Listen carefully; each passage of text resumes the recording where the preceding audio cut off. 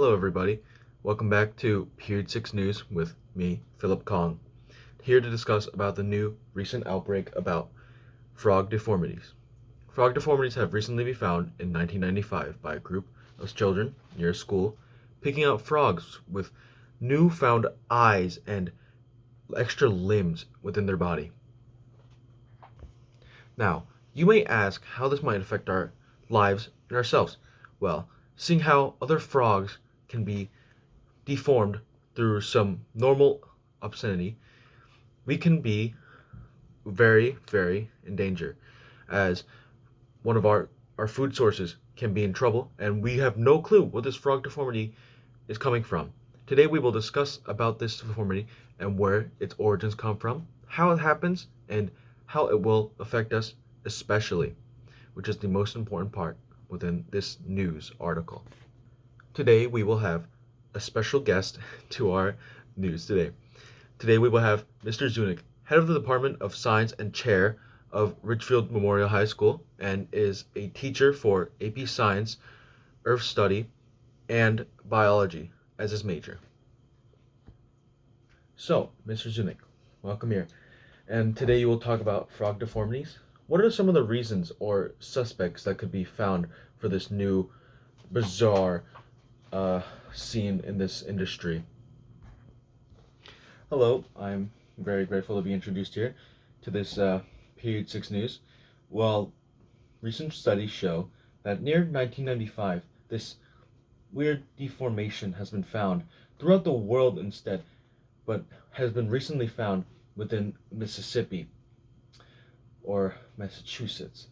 There, most frogs have been found deformed with extra eyes, limbs, or legs.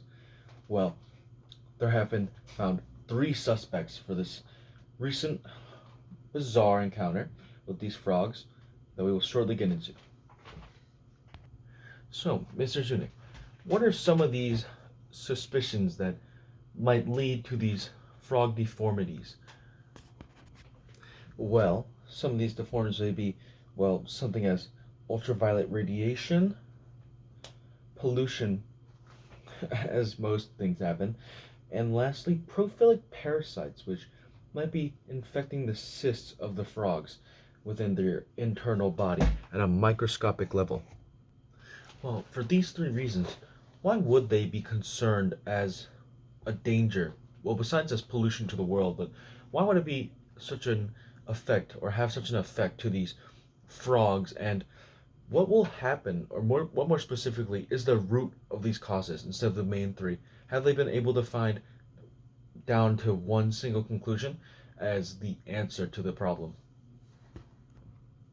Well, you see, ultraviolet radiation might have seemed like a big cause to these frogs, although they might have damaged the frogs internally. It had not altered the shape of these frogs to have additional limbs or additional eyes.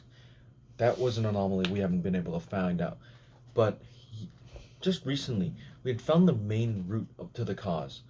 Instead of these little answers that we have found, instead, scientists have been constantly investigating to prevent this way of occurring, to have additional limbs or, eyes and such.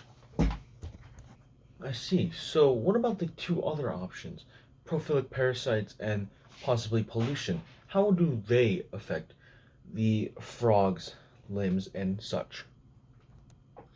Well, you see, like, pollution has been affecting the frogs, but it's only due to pesticide runoff. Although they haven't been altering the limbs of these frogs, it isn't really concerned as the root of the cause. Instead, prophyllic parasites have been found to be the cause of these frog deformations, which have been found within snails, which has a similar compound which would go into the frogs as tadpoles, which would infect them by giving them multiple limbs by going to their cysts. Seeing how this is such a big problem, well, we're currently searching for a solution on how we can stop this and what can we do to prevent this. Also, nice graphite stick. I see. So You're telling me the prophilic parasites have a similar chemical inside of them which affect them with the frogs, which would happen internally malforming their bodies. Along with that, thank you for the graphite stick detail. Made it myself. Well, some of these parasites have been found in California, apparently, with a large multitude of these frogs by fellow scientists of mine who are good friends with.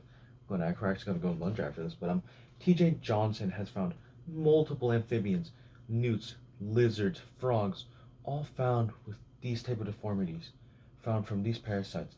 For example, this. This parasite here is found within the body. It's just enlarged to see as a visual sculpture. As well, they may be friendly, but they are very, very dangerous to frogs and can be found near almost everywhere as they're possibly extremely small. But not only do these parasites infect these frogs, snails also help infect these frogs. But recently, studies will show eventually that we will find a solution to this problem.